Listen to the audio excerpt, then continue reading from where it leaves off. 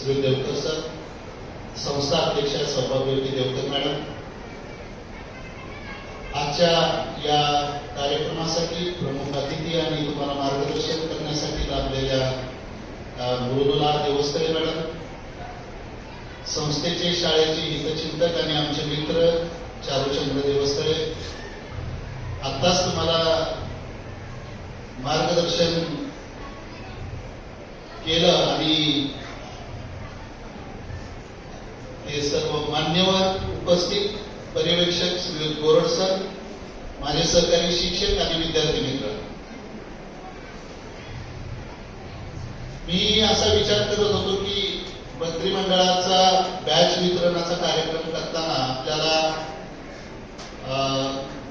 कसा करायचा, आणि त्याच वेळी मला चारुचंद्र यांचा फोन आला की सर आपल्याला असा असा कार्यक्रम घ्यायचा आहे, आणि मी माझी अपेक्षा त्यांना व्यक्त केली आणि त्यांनी इतकं सुंदर आजचा कार्यक्रम घडवून आणला की पॉलिटिकल सायन्स मध्ये आयुष्य वेचलेल्या व्यक्तीला आजच्या आमच्या विद्यार्थ्यांच्या बॅच वितरणाच्या कार्यक्रमाला प्रमुख पाहुणे आणि त्यांच्या हस्ते बॅचचं वितरण झालं. नक्की मला असं वाटतं की आमचं हे जे शालेय मंत्रिमंडळ आहे ते नक्की चांगलं कार्य करेल अशी आशा करू का, अशी मी आशा करतो. आणि खरोखर म्हणजे लोकशाहीची व्याख्या 3 शब्दामध्ये मॅडमनी केली. लोकशाही म्हणजे वे ऑफ लाईफ, आणि खरोखर भारतामध्ये त्याची नितांत गरज आहे. आपल्याकडे आपला देश खूप मोठ्या प्रगतीपथावर जात असताना आपण कधी कधी लोकशाही विसरतोय असं आपल्याला वाटतंय किंवा आपल्याला दिसून येतं. आपण त्याची पाळंमुळं ही शाळेतून रुजवण्यासाठी अशा प्रकारच्या उपक्रमांची आवश्यकता आहे. सर्व शिक्षकांनी या विद्यार्थ्यांना चांगलं मार्गदर्शन करून चांगल्या पद्धतीनं लोकशाहीची विजय रोवण्याचं काम शाळेमध्ये हे विद्यार्थी करत आहेत.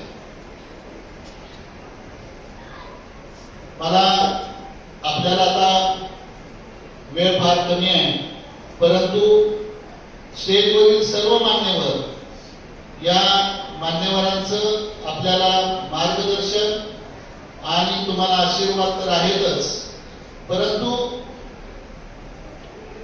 आजच्या घडीला म्हणजे मुंबई विद्यापीठाच्या सिनेटच्या सदस्या या ठिकाणी इथं उपस्थित आहेत आणि त्यांचे तुम्हाला या ठिकाणी मार्गदर्शन लाभलेलं आहे.